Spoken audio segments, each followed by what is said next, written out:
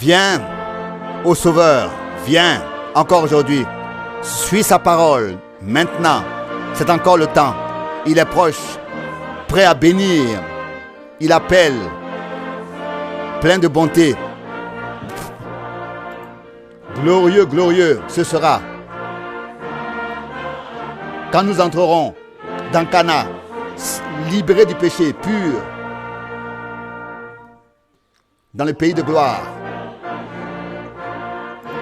Voici Jésus, je viens. Viens, ô mon enfant, et écoute sa parole. Donne-lui ton cœur et suis-le. Il est un refuge éternel sûr. C'est pour cette raison, viens maintenant à lui. Glorieux, glorieux ce sera. Quand nous entrerons libérés du péché et purs dans le pays glorieux. Voici Jésus, je viens.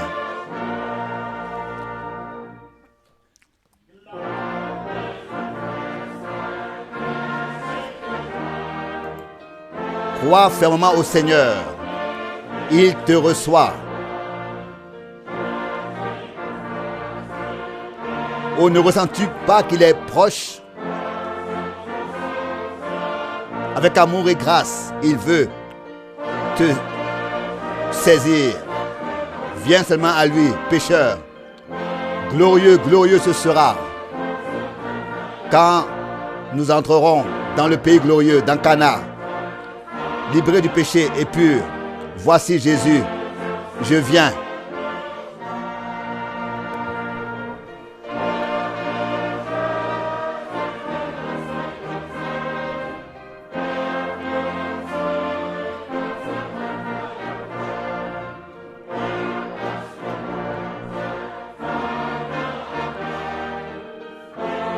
Voici Jésus, je viens.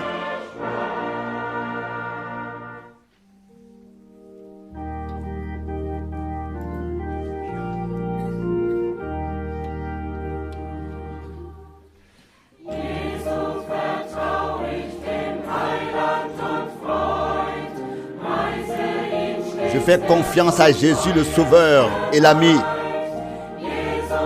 Je le loue constamment.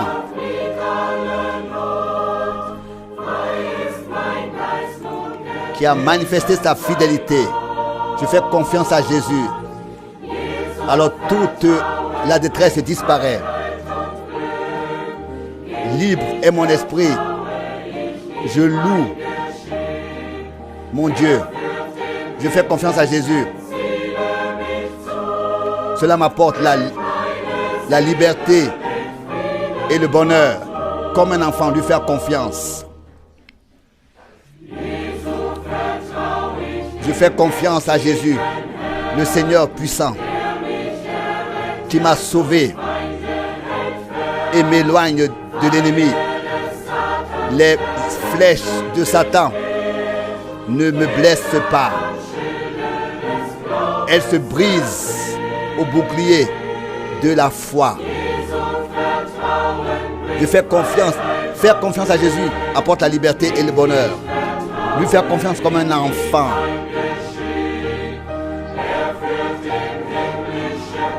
Cela est mon destin. Il me conduit au but céleste. Remplit mon âme de paix et de repos.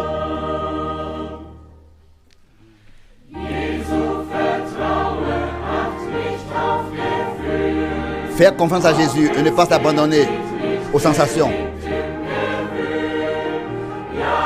Quand parfois la prière ne réussit pas et que nous sommes emportés par les circonstances, lui faire confiance, même quand le ciel semble être comme de l'airain. Lui faire confiance. Croire. Il fortifie ton cœur. Jésus, je te fais confiance. Cela m'apporte la liberté et le bonheur. Comme un enfant, te faire confiance. Tu me conduis au but céleste et remplis mon âme de paix et de repos. Jesu vertrauen wir täglich aufs Neu, weil wir es wissen, Faire confiance à Jésus quotidiennement, nouvellement, tous les jours. Parce que nous savons qu'il est fidèle. Je fais confiance à Jésus et rien d'autre. Il porte notre âme au pays de la lumière. Faire confiance à Jésus apporte la liberté et le bonheur. Comme un enfant lui faire confiance. Quoi qu'arrive, il conduit au but céleste. Remplit mon âme de paix et de repos.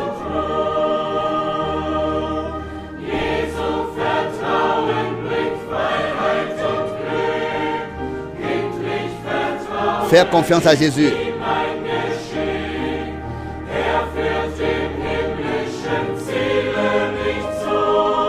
Il me conduit au but céleste, remplit mon âme de paix et de repos.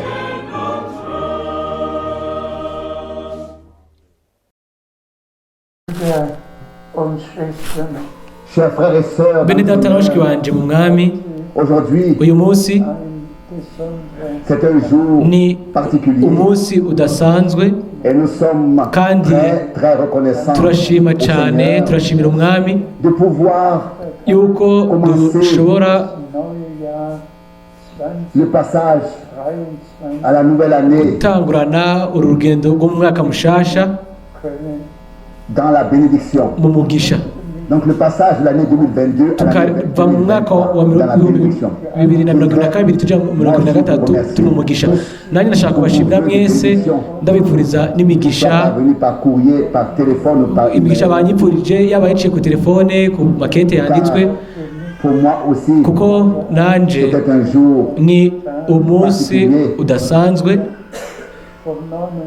Je suis passé de la 89e année à la 90e année ndi mu mwaka wa 89 nja mu wa 90 et je kandi remercie le Seigneur ndashimira pour umwami la grâce kubw'ubuntu qu'il m'a ubwo accordé yampaye de le servir kuba pendant ndamukoreye ces années. iyi myaka yose. En fait, Mu bisanzwe j'avais préparé une lettre, nateguye ikete, un écrit, inyandiko hamwe n'imirongo 25 ya Bibiliya devait être mis yategerezwa gushigwa Internet Ko- afin que tout le monde kuri internet kugira ngo abantu bose bashobore gusoma, ce que Dieu a basome mis ibyo Imana sur mon cœur yashize ku mutima wanje pour le nouvel an. kubwo Mais uyu mwaka ensuite, il a mushasha, été ariko décidé, byaciye bihitwa nk'uko nous lirions twosoma icyo gisomwa uyu munsi, et nous souhaitons kandi turipfuza bose de tout cœur n'imitima yabo yose, la bénédiction de Dieu. tubipfuriza imigisha myinshi y'Imana. Ndasaba Au frère Borg mwene data Bog de commencer atangure ubunyene, ainsi tous auront alors aho rero compris bose ce qui va être ku dit, byanditswe baraza kumva ibiza kuvugwa le relire plus kandi tard. boshobora no kuza kubisoma mu nyuma. Ndabasaba Je t'en prie. À l'église épouse de Jésus-Christ. ngo iketerwe ngo kwishengero umugeni rya Yesu Kristo. Ndaramukije by'imvamutima bene data bose mu isi yose n'abashiki banje, abizera ubutumwa butunganye bw'Imana Et qui vivent kandi maintenant ubu rero la préparation babaye mu kwitegura kwabo, bitegura avec la inzamuko parole du Seigneur hamwe n'ijambo ry'umwami d'Ésaïe ryo muri Yesaya 55. 55 umurongo wa 11.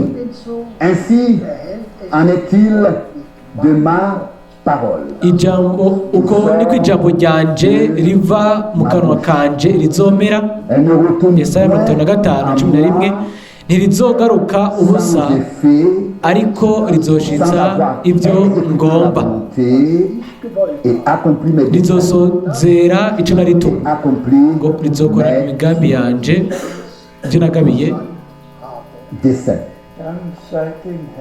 Remercions le Seigneur. Dushimire umwami yuko Nous puissions turashobora vraiment by'ukuri croire kwizera de tout notre cœur n'imitima yacu yose que tout ce que yuko Dieu ibintu a byose dit Imana yavuze s'accomplira bizosohoza doit s'accomplir. kandi bitegerezwa gusohoza kuko ijambo ry'umwami Ne peut pas revenir à lui ntirishobora kumugarukako rigaragara ridakoze icyo yaritumye, ariko ni gusa inyuma y'uko ryakoze rigasohoza mu mugeni ibyo we yashaka, nibyo rigakora impamvu icyo yarirungikiye, rigasohoza ibintu bikwiye kugira ngo tube twiteguriye izamurwa, kugira ngo tutegure izamurwa. S'il te plaît, les passages bibliques, imirongo ya bibiliya ibandanya les passages bibliques imirongo ya bibiliya ibandanya yo ishaka kutwereka icyo umwami imana itwiteze ko,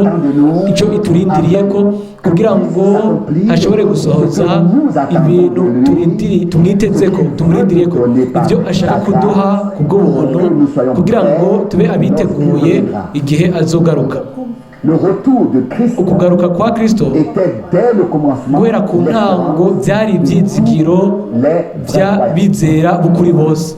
dans Jean 14 muri Yohana 14 verset 2 umurongo wa 2 n'uwa 3 umwami wacu aravuga, il y a plusieurs demeures dans la maison. hari amazu menshi imira kwa data, Si cela n'était pas, yaba atariho je vous ngo mba ndabibabwiye, je vais vous kuko préparer. ngiye kubategurira ahanyu, Et lorsque je m'en serai allé, kandi ko ngiye kubategurira ahanyu, j'aurai préparé une place ko ngiye maze kubategurira ahanyu nzogaruka et je vous prendrai avec moi kubajyana iwanje, afin que là ngo aho ndi namwe abe vous ariho muba. soyez aussi. Rendons grâce Reka au Seigneur. dushimire umwami. Oh, comme nous pouvons être ingene dukwiye reconnaissants, kuba abashima yuko croire kwizera n'imitima yacu yose, à la sainte tukizera ijambo ryera ry'Imana, kandi turabizi qu'elle yuko sera une réalité. bizoba ibintu bigaragara by'ukuri.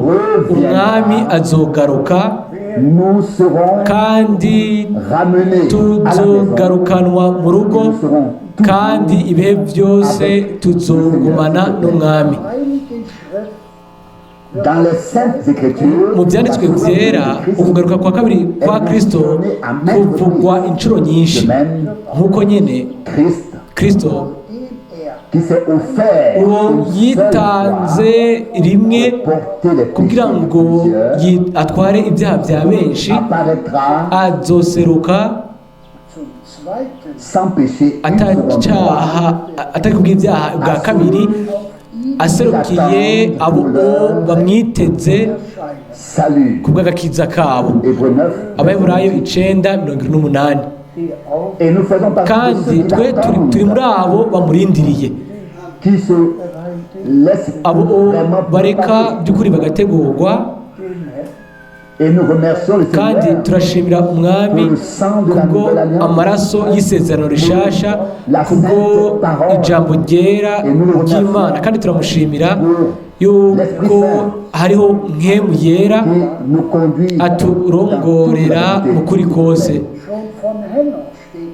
Il est déjà écrit aussi. haramaze kurandika ku bijyanye na Enoke C'est par la foi ngo byari biciye ku kwizera niho Enoke yazamuriwe kugira ngo ntabone urupfu, et qu'il ne parut plus ntasubire kuba aboneka hano, kubera yuko Imana yari yamutwaye, par avant son kuko enlèvement. imbere yuko azamurwa yari yaronse igishinga ntahe Qu'il était agréable. yuko yahimbara Imana. Hébreux 11. Abaheburayo 11:5.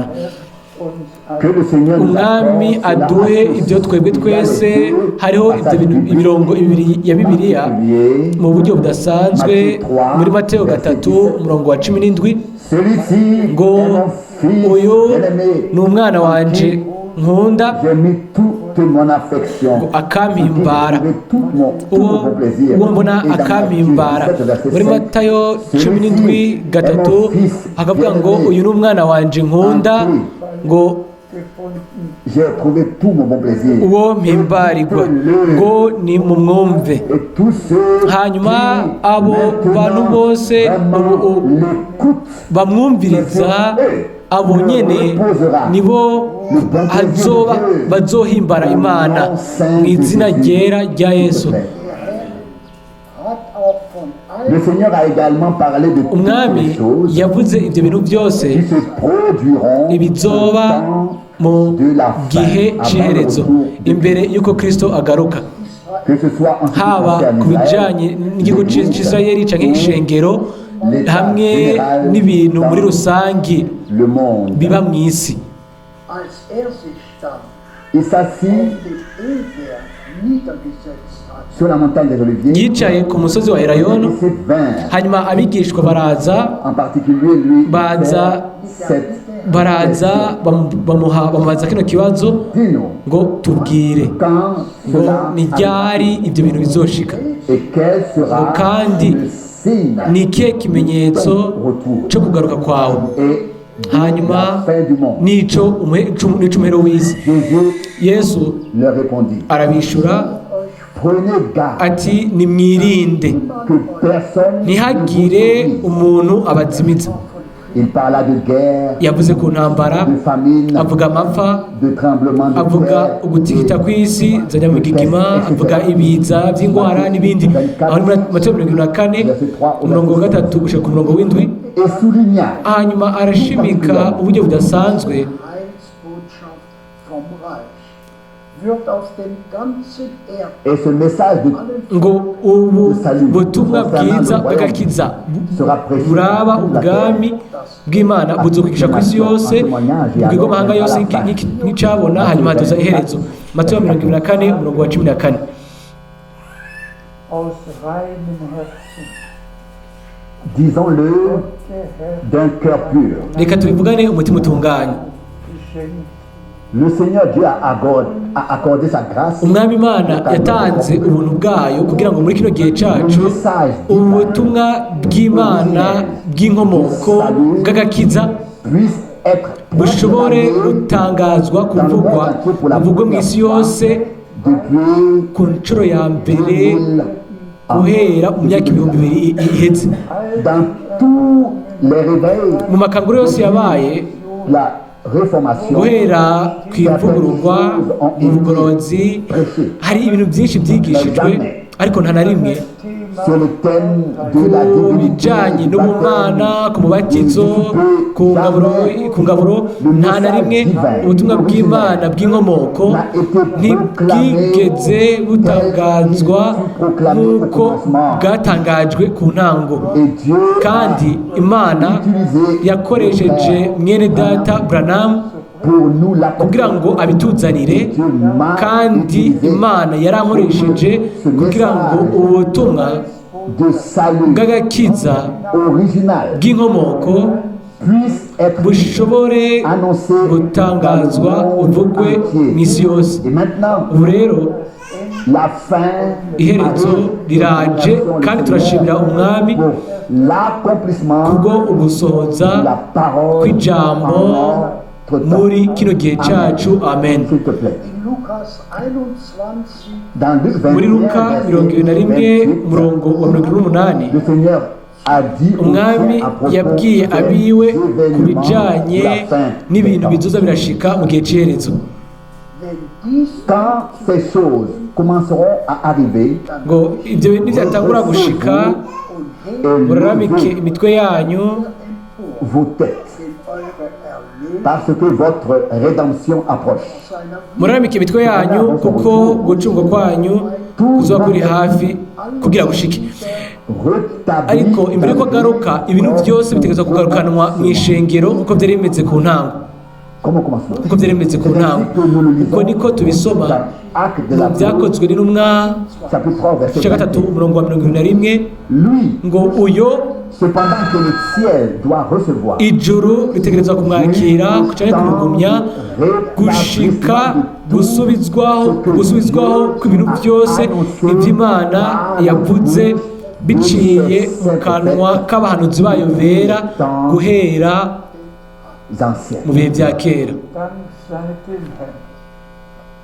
Remercié soit le Seigneur. Hashimigwe cyane umwami Ce que Dieu a ibyo annoncé par Imana les prophètes, yavugiye mu bahanuzi, le Seigneur umwami l'a fait annoncer yabitangarije no mu ntumwa. l'Ancien et le Nouveau Testament Isezerano rya kera na rishasha vont de paix. birajana. Die Verheißung Ici les promesses Hano amasezerano, et ici le hanyuma aha naho gusohoza kwayo. Nous sommes vraiment Kandi reconnaissants turashimira cyane umwami pour voir aujourd'hui yuko uyu munsi ko dushobora kwigisha tukizera tukabatiza et tout kandi byose tukabikora neza neza kuko bene data bacu na bashiki bacu babikoze ku ntango. il y a Haraheze 2000 ans. imyaka 2000, Il y a 2000 ans hareze auparavant. imyaka 2000. Le Seigneur Umwami a tenu sa parole. yagumije ijambo ryiwe Tout kandi de nouveau mu buryo bushasha yagarukanye yagarukanye est remis à sa yasubije neza mu kibanza cyabyo ibintu. Cela inclut la promesse Aho hajamwo isezerano qu'à la fin ngo du temps yuko de la ku grâce, iherezo ry'igihe cy'ubuntu, avant que le jour imbere y'uko umunsi uteye ubwoba kandi wambaye uhoraho ushika, Imana ngo yari kuzorungika umuhanuzi aus Malachi ramènerait le uwo cœur de l'enfant de Dieu yagarukana imitima y'abana b'Imana ikabarugana ku mitima y'intumwa base. Iryo sezerano ritangwa muri Malaki 4:5-6. Iryo ryasohoje mu bukozi bwa mwene data Branham zu den apostolischen Il ramènera le ngo cœur azogarukana imitima y'abana b'Imana ibagarukane kuri base b'intumwa qui concerne ku bijyanye l'événement de n'ibijyanye nous lisons dans ibyo gushaka kwizamurwa turasoma itetero k'abambere 4 umurongo wa 15 gushaka kwa 17. car c'est ce que nous vous déclarons sur la base d'une parole du Seigneur. Nous, les vivants. Iki nico tubabwira umurongo wa 15, iki nico tubabwira ni ijambo ry'umwami twashikirijwe yuko twebwe abazoba bakiriho dusigaye gushitsa kukuguza k'umwami wacu tutazokwitangira imbere y'abasinziriye na gatonya, kuko umwami wacu ubwiwe azoza Dès que retentit igihe hazohumvikanye ijwi ry'umumarayika mukuru, inzamba y'Imana ikumvikana ngo azomanuka avuye mu ijuru, ngo abavuye muri Kristo bazozuka nibo bazobanza kuzuka. ensuite Hanyuma natwe qui serons encore restés abazoba bakiriho nous serons tous ensemble twese hamwe tuzozamuranwa nabo tuje ku bicu, à la rencontre tuje du Seigneur gusanganira dans les airs. umwami mu birere. Aho rero tuzokwamana n'umwami, mu gifaransa ngo tuzogumana nawe ibihe byose. Soit le nom Ahimbazwe kandi ashyirwe hejuru izina ry'umwami wacu. als ein Wort nous disons cela comme une parole du Ibyo Seigneur. tubivuga nk'ijambo ry'umwami. La résurrection Ukuzuka k'umwami wacu est la garantie ni icemeza de notre résurrection. gifatika cy'ukuzuka kwacu, ni ikigaragaza ukuzuka kwacu, kandi ukuduka kwe mu ijuru ni ikigaragaza Lors de l'enlèvement, twemeza yuko igihe nous serons kuzamurwa natwe tuzozamurwa tuje mu bwiza. Alléluia. Haleluya! Gloire. Ubwiza n'icubahiro bibe iby'umwami wacu. S'il te plaît. Dans Philippiens, Muri Filipi chapitre 3, 3 verset 20, umurongo wa 20 na 21, il est encore écrit dans le même naho contexte. haranditswe ku bijyanye n'ibyo nyine bivugwa. Abe Filipi 3 20 na 21 ngo Notre citoyenneté au tweho contraire, est dans les iwacu cieux, ni mu nous ijuru, attendons niho twiteze umukiza ko azova, niwe mwami qui changera Yesu notre Kristo corps ici-bas azohindura imibiri y'ubufara bwacu ishushanywe n'umubiri w'ubwiza bwiwe, par la puissance avec kuko afise laquelle ubushobozi il peut aussi bumubashisha je tire kwigandurira byose.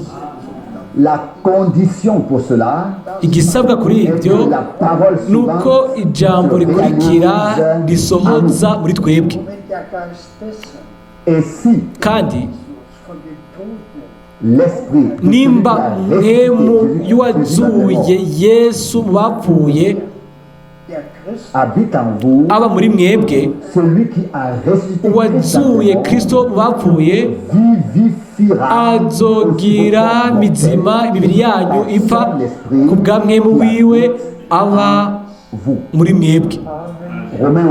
Abaroma 8:11 ni amen. Turavuga amen kuri ibyo nabyo biranditse, uko niko byanditswe kandi uko niko bisohotse, uko niko bizogenda, uko niko bizogenda.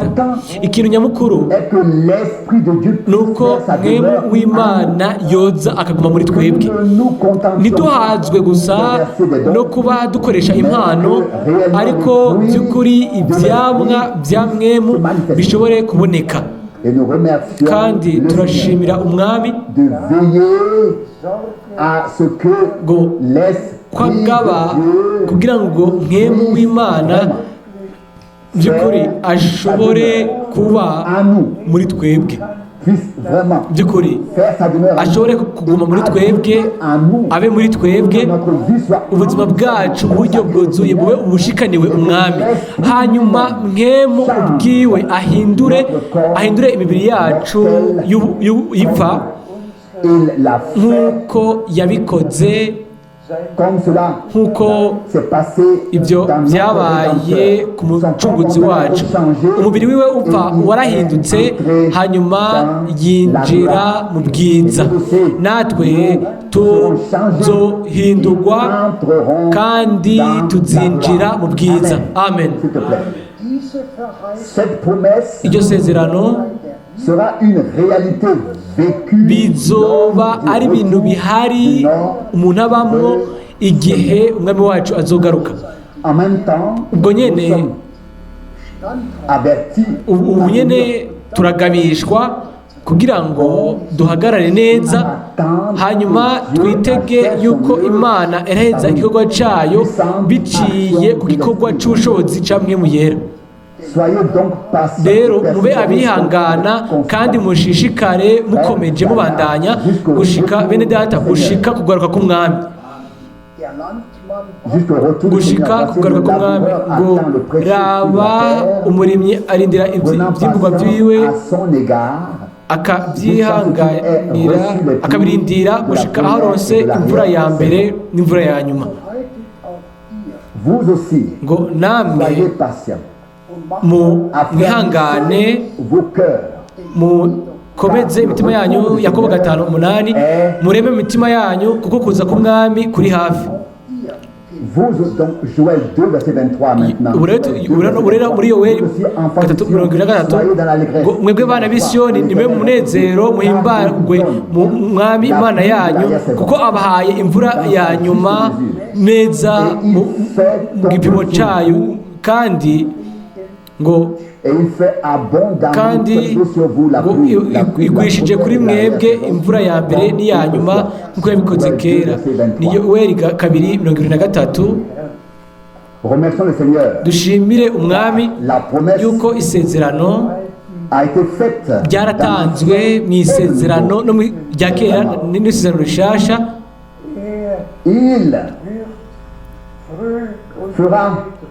Azogwisha imvura ya mbere n'iya nyuma y'agatasi n'irushana, kandi ngo igikorwa c'ubushobozi ca mwemu kizoba mu ishengero mugeni, kandi twese tuzogenda tuzobigiramo twese umugabane,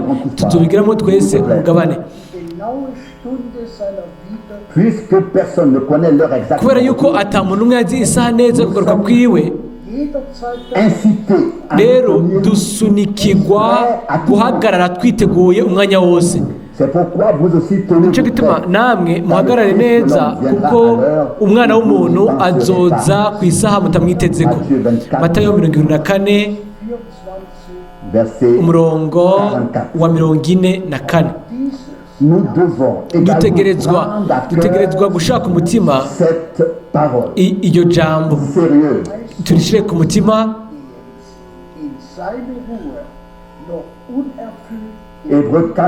Abaheburayo 4:1 ngo kuko isezerano ryo kwinjira mu rukiro bwiwe rigihari, ngo mugabe mwirinde kugira ngo ntihagire umuntu n'umwe muri mwebwe être asangwa resté. ngo asigaye, mu kirundi ngo akererewe.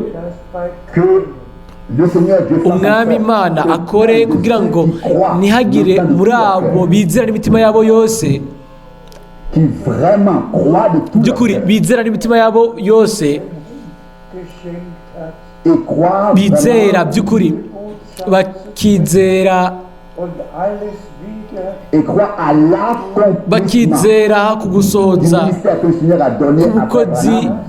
Imana yahaye muri Data Branham kugira ngo azane ubutumwa bwa nyuma, kugira ngo agarukane ibintu byose, Rétablir tout ce dans le asubizeho passé ibintu initial byose qui mu était. mero yabyo y'ubwa mbere. Celui qui croit Umuntu cela yizera ibyo akabyizeresha umutima we wose, hanyuma we ku giti ciwe akabibamwo, car c'est la période où nous kuko devons ni igihe dutegerezwa kwikuramwo ibintu byose by'ubunebwe, ibintu byo kuba akazuyazi. Dutegerezwa kuba dushushe mu mwemu, twiteguriye gukorera umwami, tukaba dufata ibintu nyine nka nkama. Hanyuma umwami azosoza amasezerano yose yaduhaye kuri twebwe. ebenso gut Hébreux 4, Abaheburayo 4:2 ngo kuko natwe twabwiye ubutumwa bwiza bw'agakiza nkabo, ariko kuri abo ngo ijambo bumvise ntiryabagiriye ikimazi, ryabamariye kuko ritavanzwe no kwizera mu mitima y'abaryumvise. Ntiryavanzwe no kwizera kuri abo baryumvise. Abaheburayo 4:2. Aburahamu we yizeye Imana abona isezerano risohoza, kandi natwe turizera Imana kandi n'ijambo ryayo, kandi tuzobona ugusohoza kw'isezerano. Bure tuzoba mu gusohoza kw'isezerano, nk'uko Pawulo uwo yafashe nka nkama ubukozi bwiwe ku bw'umwami, nanje ngomba mbwire abizera, ndabahaye amajambo akurikira yo mu byanditswe, hanyuma ndayashire ku mitima yabo. Ndabagabisha bene data ku bw'imbabazi z'Imana, mutange imibiri yanyu nk'ibimazi bizima, Abaroma 12 bihimbara Imana.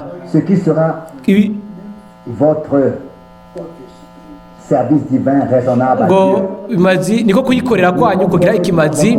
Umurongo wa 2, ntimushushanywe n'ivy'iki gihe, mu gifaransa ngo ntimubeho nk'uko aba kino gihe babayeho, ngo ariko muhinduke rwose mugize imitima mishasha, kugira ngo mumenye neza, kugira mumenye neza iby'Imana igomba, mumenye igomba kw'Imana ngo nibyo byiza bishimwa kandi bitunganye rwose.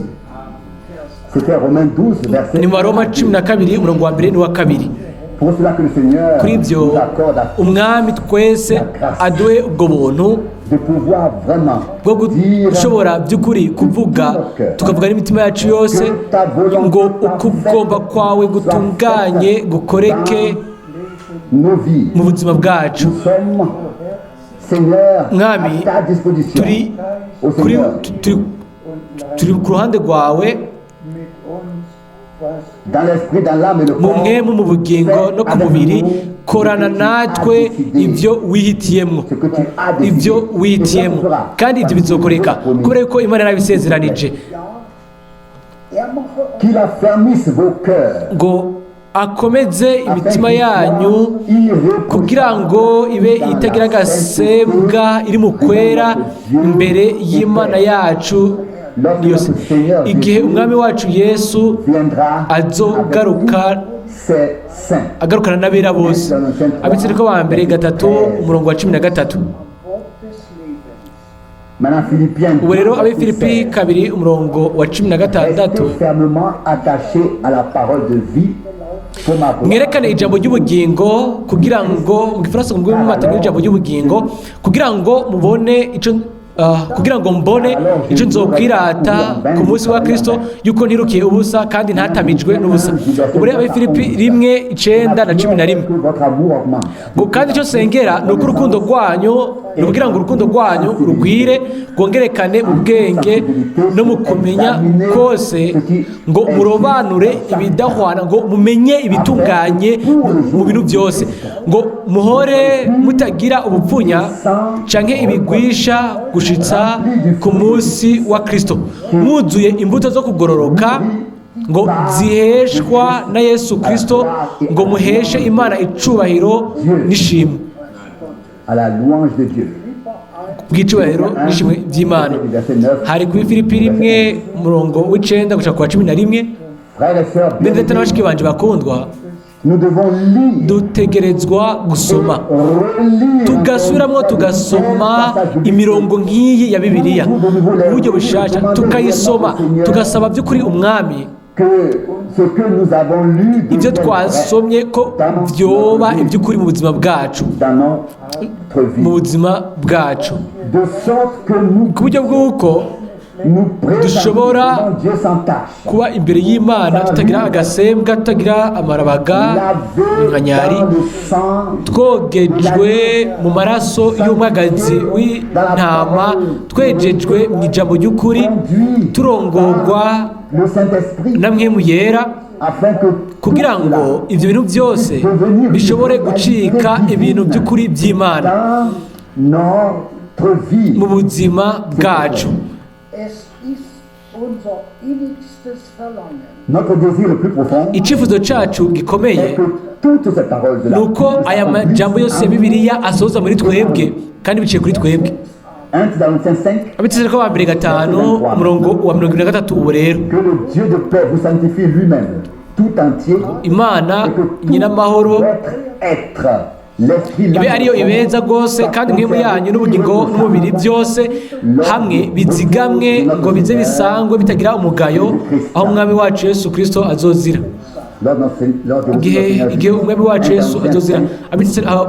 Abitesalonike ba mbere 5 wa umurongo wa 23. gerade jetzt, ihr Kindlein. et justement maintenant, Kandi vous enfants, demeurez en lui, ubu rero bana bato nimugume muri we, kugira ngo igihe azogaragara tuzoshobore kugira umunezero, lors de son retour, nous n'ayons pas à nous ntiduteteregwe imbere yiwe aho azozira.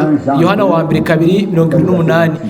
Oh, pour cela que le Seigneur Kuri ibyo accorde umwami by'ukuri atange ubuntu bwiwe, afin que kugira ngo ntihagire umuntu n'umwe yosigara. je crois Ndabyizera que yuko dans la gloire, mu bwiza il n'y aura pas une seule chaise nta ntebe n'imwe izoba igaragara ticaweko, tuzokwicara pour le repas, kubwo amazimano, et il y aura kandi hazoba hariho umugwi munini innombrable. udashobora guharurika. J'ai vu l'enlèvement, Nabonye izamugwa, j'ai vu nabonye innombrable. igitigiri kidashobora guharurika, Vraiment, by'ukuri nabibayemo, et je suis reconnaissant kandi ndashimira umwami de Das ist wirklich nous permettre de yuko croire atwemerera que cela va kwizera vraiment se produire. yuko ibyo by'ukuri bizobaho Mais le neza jour et l'heure, seul Dieu vuba, ariko les connaît. umunsi n'isaha ni Imana yonyine ibizi. 1 Thessaloniciens Abitse ko ba chapitre 2, mbere verset 19. igice cya 2 umurongo wa En effet, 19, notre espérance, notre ngo joie, niwe byizigiro byacu n'umunezero wacu, de gloire. ni nacyo gitabo cyacu cy'ubwiza, Aussi, ngo nimba atari devant la mwebwe face de namwe. notre Seigneur Jésus à son retour. 1. Thessalonicher 1 Thessaloniciens Abitse 2, ko ba mbere 2 umurongo wa 19, none ibyizigiro byacu ni iki, cyangwa umunezero cyangwa igitsibo cyo mu mutwe twirata. Aha bijanye n'abo Imana bose yatoranije imbere y'uko isi irimo. Abo nibo intumwa iriko irabwira sérieuse parole. aya majambo akomeye. Abanyefeso 4:30, Abanyefeso 4:30 ngo nimukaratse mwemu w'Imana, uwo niwe mwashizeho ikimenyetso gushitsa ku munsi wo gucurwa kwanyu. Abanyefeso 4:30, auch Gemeinde gehört, Seuls ceux qui font partie de l'église épouse abo bonyine seront bari mu scellés. ishengero mugeni nibo bazoshwa ku kimenyetso kandi abo nibo Cet avertissement kugabishwa gukomeye bakubwirwa ubwo ntibababaze nk'emu w'Imana biciye mu kutizera no mu kutumvira mais je ariko pense ndizera nkomeje que ce que l'apôtre yuko ibyo intumwa a écrit yandikiye bene data na bashiki bacu bo mu gihe ciwe est encore valable biracafise agaciro kuri twebwe uyu munsi encore aujourd'hui. n'uyu munsi naho Philippiens 1 verset 6. abefilipi 1:6 C'est pourquoi aussi j'ai la ferme assurance ngo nico gituma qui a commencé cette bonne œuvre kandi icyo nizigiye ntakikiranya ni uko watanga igikorwa ciza muri mwebwe azogeraheza gushitsa ku munsi wa Yesu Kristo. Jésus-Christ. Bruder Brenner Frère Branham Mwendata Branham a accompli son mandat biblique. yasohoje igikorwa ciwe Il a apporté ca Bibiliya, yazanye ubutumwa cède butangurira ukuza kwa kabiri kwa Kristo. Le Seigneur m'a Umwami yarankoresheje pour porter kugira ngo njane ubutumwa bwa nyuma, ubutumwa bwahishuwe le monde entier mw'isi yose après son départ. inyuma y'uko yatashe. dasselbe Wort. Tous les vrais frères Bene data by'ukuri servants bose b'abakozi proclament la même parole, batangaza iryo jambo nyene kandi bagabura bya bifungurwa nyene byo mu buryo bw'impwemu. Uko niko ishengero mugeni est amené à l'unité de ryagarukanywe ku bumwe bwa mwemu, rijanwa ku ntambwe imwe ku ijambo rimwe. en toute humilité. Bene data nashiki wanje mu guca bugufi kose Je peux quand même basi poser la question. ndashobora kubaza ikibazo, Avez-vous mbega déjà entendu mwarigeze mwumva qu'un frère umwene data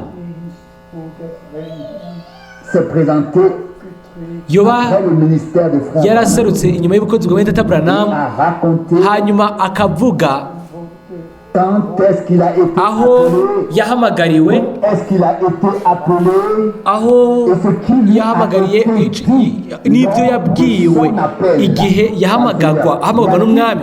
Mbega hoba harabaye n'umwe Mwene Data n'umwe Mwene Data n'umwe hano ku isi mu gihugu kanaka yoba yashoboye kuvuga inyuma yo gutaha kwa Mwene Data Branham Dann und dann là akavuga ngo toujours hariya ku isaha kuri ujya munsi umwami yaramamagaye a donné ngo yampaye le mandat igikorwa de voyager, cyo kugendagenda, d'aller de ville en ville, cyo kugenda mu gisagara no mu kindi, cyo gutangaza ijambo hanyuma ngo ngabure ibifungurwa. comme frère Branham Nk'uko Mwene Data Branham l'a confirmé yabyemeje itariki 3 z'ukwa 12 mu 1962.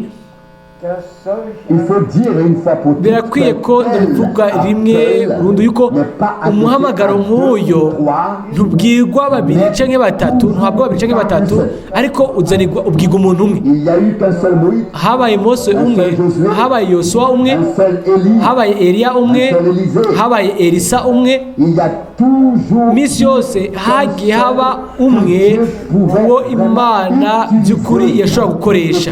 Hanyuma abo bose connaissent le bamenya ubukozi bwo Imana yashizeho, an den gleichen Dienst participent au même ministère, bagira umugabane muri ubwo à la bukozi nyene, même annonce. bakaja muri uko gutangazwa, hanyuma nabo bazotangaza iryo jambo nyene. während sie nun hingingen, Öl Matthieu 25, Matayo verset 10. 25 umurongo w'icumi, Qu'elles allaient acheter de l'huile, l'époux arriva. Et les vierges qui étaient prêtes bakigiye kugura pour le repas des umukwe arashika, abiteguye binjirana nawe mu bukwe, urugi rurugagu. fermés. Matthieu 25. Aho ni muri Matayo 25 umurongo w'icumi. Voici, Ngo je viens bientôt. akavuga ngo ehe ndaza vuba, Et l'épouse kandi mwemo na wa mugeni baravuga ngo ingo. Ivyesho Yohana 22 verset 17. umurongo wa 17. Pour l'année 2023, Uyu mwaka w'ibihumbi 2023 à ce que Dieu twiteze yuko Imana ikora ibintu bihambaye. et accomplisse igasohoza ses promesses amasezerano yayo vers chacun d'entre nous. kuri buri muntu wese hagati muri twebwe. Turashobora kuba tudakekeranya yuko ijambo ryiwe rizosohoza kuri abo bose baryizera Ce pourquoi Ico elle a été envoyée ryarungikiwe, et accomplira kandi rizosohoza ce qu'il ico a promis. yasezeranije. Amen. Amen. Nous sommes vraiment très très reconnaissants pour Turashimira ce cyane Seigneur. umwami, Et nous pouvons kandi toujours turashobora mu buryo le souligner bwa à misi yose nouveau. kuba tubishimika ko Nous jetons un regard Tura- rétrospectif turaraba inyuma les années tukaraba écoulées. imyaka yose irenganye guhera mu 1936 Et nous remercions le Seigneur hanyuma turashimira du umwami fait que yuko tous les peuples, mu mahanga yose toutes les langues mu ndimi zose ont pu être intégrés bose barashizwemwo, comme il est écrit, kandi nk'uko handitswe évangile ngo ubu butumwa bwiza bw'Imana, ubutumwa bw'Imana bw'agakiza serait annoncé à tous buzovugwa mu mahanga yose, la fin hanyuma iherezo rizoca rishika. Iherezo rizoca rishika. Dieu attend seulement Imana irindiriye gusa yuko abanyuma appelé nabo bahamagagwa, ariko gushika hano qu'accompli. byose Et biramaze maintenant tout va vraiment gusoza, ariko arriver. byose biza gushika kimwe inyuma y'ikindi, kandi turashimira cyane umwami Que nous n'ayons pas du tout yuko besoin de nous engager tudakeneye kwisuka de nous fixer kwishingira igihe, ariko bose continue à vivre babandanya kubaho ubuzima bwabo nk'ibisanzwe, ariko bunganye mu mitima yabo n'Imana, hanyuma bakabaho by'ukuri bitegura kwitegura kwabo. Je bindi ku mutima beaucoup à cœur.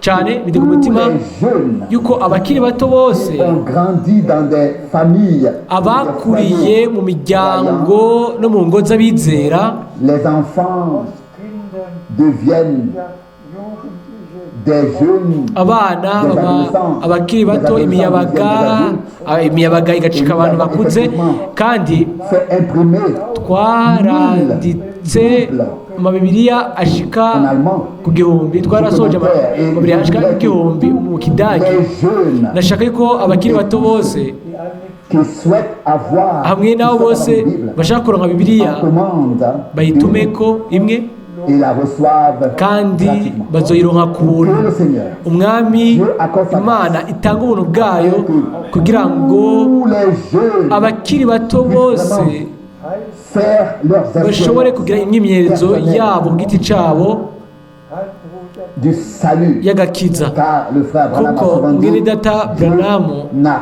que des enfants. yaravuze ngo Imana ifise abana gusa, ifise abahungu, ifise n'abakobwa. Imana ntifise abuzukuru.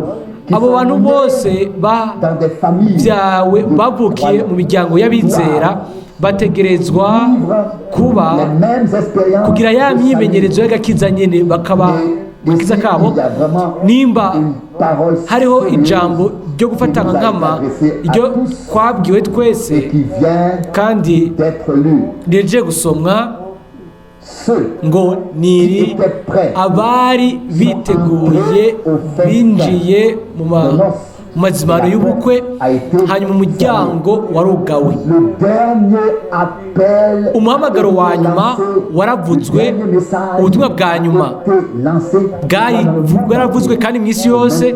Ubu rero ndabivuga irindi rimwe, abandonnons toute paresse, reka tureke ubunebwe bwose, ibintu byose byo kuba akazuyazi, servons hanyuma le Seigneur. dukorere umwami. Conclut une seule réunion. Ntimubure mu makoraniro namwe, ariko mube by'ukuri mube mu Préparation. kwitegura kwacu Je vous le dis, kwanyu.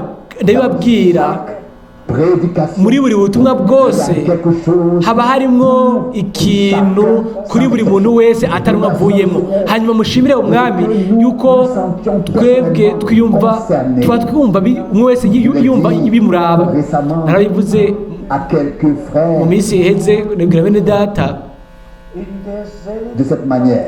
nabivuze muri ubu De buryo la même manière que moi, frère Franck. nkuko jewe mwene data Branham mwene data Frank ndashobora gushinga intahe nkavuga ngo umwami yabahagaze iburyo ku idirisha hanyuma yaramvugisha Et chaque parole, kandi buri jambo ryose rigumaho ibihe bidashira il m'a parlé yaramvugije jewe giti canje kandi ijambo ryiwe nirihoraho birakwiye yuko la parole Ijambo. s'adresse personnellement à chacun. ribwira umuntu wese ku giti ciwe umwami agakora kuri umwe ku giti ciwe ahantu hose tuba turi bisigurwa ngo La turiko proclamation twumviriza de ugutangazwa kw'ijambo ry'Imana. que le Seigneur Umwami bénisse ahezagire bose année, muri uno mwaka qu'elle soit une année de ube umwaka wa yubile que nous entrions ubwo tous twinjiramwo twese dushikira restauration ugusubirizwa kugarukanirwa ibintu byose kandi umwami ashobore guhezagira mu butunzi bw'ubuntu bwiwe les peuples mu mahanga yose mu ndimi zose kandi no mu bihugu byose.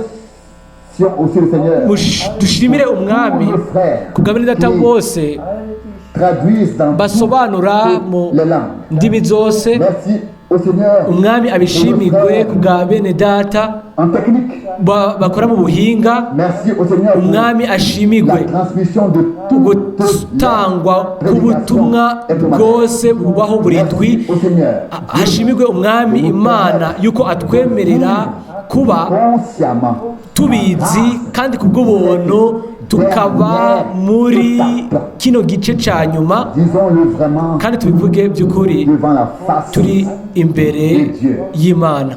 c'est la période Ni la plus igihe importante cya mbere gikomeye cy'inkuru mu nkuru ya kahise y'abantu yose kandi ni igihe gikomeye ku bw'ishengero ry'Imana nzima. que celui qui a des oreilles Ufise amatwi kugira ngo yumvirize niyumve icyo nkemu ashaka kubwira amashengero biciye ku ijambo biciye ku butumwa bwa nyuma kuko c'est en lui ni muri ubwo c'est en cela ni muri ibyo niho harimo ukwitegura kwacu kandi tuzizera buri jambo ryose ntituzogera ukugarariza na kumwe mu mitima yacu kandi nk'uko twabyumvise mu ijambo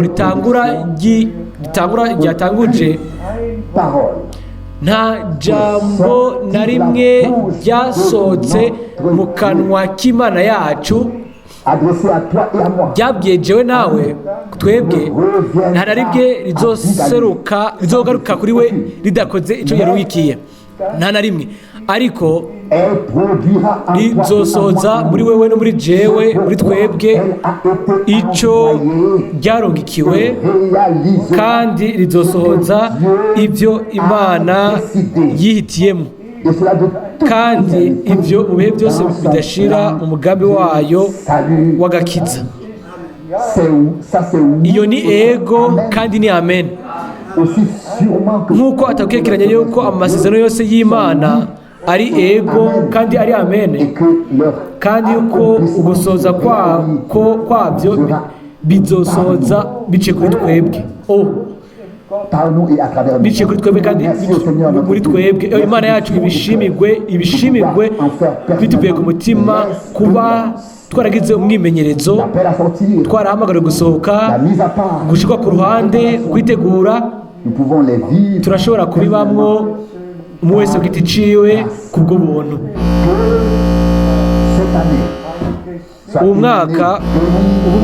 uwo mwaka uhezagiye umwami mbere no mu bigeragezo byose twaca mu bintu bitugoye ahantu hose ariko dushira icyizere cyacu mu mwami kandi ari kumwe natwe ibihe byose gushitsa ku iherezo ry'isi gushika aho azogaruka kuturondera adutware mu rugo. vient nous prendre pour aller pour ngo adutware kugira ngo dutahe mu rugo. toute souffrance. Aho rero imibabaro yose izohera, ibintu byose byo ngaha ku isi tuzobisiga inyuma, kandi tuzozamurwa tuje ku Mana, ku mwami wacu. Loué soit, Hahimbazwe kandi hashirwe hejuru umwami. soulignons encore une fois Reka dushimike ko kandi yuko turizera, tukizera ku gucungurwa kuzuye de l'esprit, de l'âme et du corps. ku mwemu, ku bugingo no ku mubiri. Dushimira Imana ku bw'ijambo, kubwo amaraso, kubwa mwemu. Dushimira Imana kubwo isezerano rya kera na rishasha. Nous remercions Dieu Dushimira Imana kubwo ibyo byose yaduhaye kubw'ubuntu, et nous le remercions kandi turamushimira yuko azogaruka tant que notre Seigneur et Sauveur nk'umwami wacu kandi nk'umukiza wacu, kugira ngo nous a menés tugarukane dans la gloire. mu bwiza. Que la gloire lui soit Icubahiro kibe iciwe dans toute mu bihe éternité. byose bidashira. Soyez bénis Muhezagirwe de la bénédiction mu mugisha w'Imana ishobora byose, kubw'umugisha w'Imana ishobora byose, mu izina ryera rya Yesu. Amen. Halleluja, frohe Lied, unser Lied der Glaube bringt. Sing im Herrn, sing im Herrn, Alléluia. Retentit avec joie notre cantique qui apporte la foi. Victoire dans le Seigneur, victoire dans le Seigneur. Oh, victoire dans le Seigneur. Qu'arrive la tentation ou les épreuves et qu'elle soit si dure, il nous accordera assez de grâce. Victoire dans le Seigneur, victoire dans le Seigneur. Pleine victoire. Car la foi est la victoire. Faire fermement confiance au Seigneur. Se tenir sur sa parole. Victoire dans le Seigneur. Victoire dans le Seigneur. La paix remplit maintenant mon cœur. La joie au lieu des douleurs du péché. Victoire dans le Seigneur. Victoire dans le Seigneur. Victoire dans le Seigneur. Oui, pleine victoire. Alléluia. Je suis libéré. Car ma foi est la victoire. Loué et exalté soit le Seigneur. Alléluia.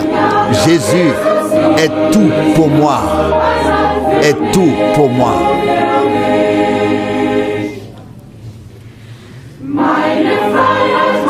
Ma liberté, je la manifeste par une vie consacrée et un cœur joyeux. Victoire dans le Seigneur, victoire dans le Seigneur. Même si mes ennemis me menacent, je lui reste fidèle jusqu'à la mort. Victoire dans le Seigneur, victoire dans le Seigneur. Oui, pleine victoire. Alléluia. Je suis libéré car ma foi est la victoire. Loué et gloire. Louange et gloire. Alléluia. Jésus est tout pour moi. Jésus est tout pour moi. Quand j'aurai achevé la bataille et vaincu et surmonté les dernières épreuves, victoire dans le Seigneur, victoire dans le Seigneur, victoire dans le Seigneur. Cela résonnera jusqu'à dans toute éternité. À lui sont mes cantiques dans la gloire, victoire au Seigneur, victoire dans le Seigneur, pleine victoire, car ma foi est la victoire. Alléluia. Jésus est tout pour moi.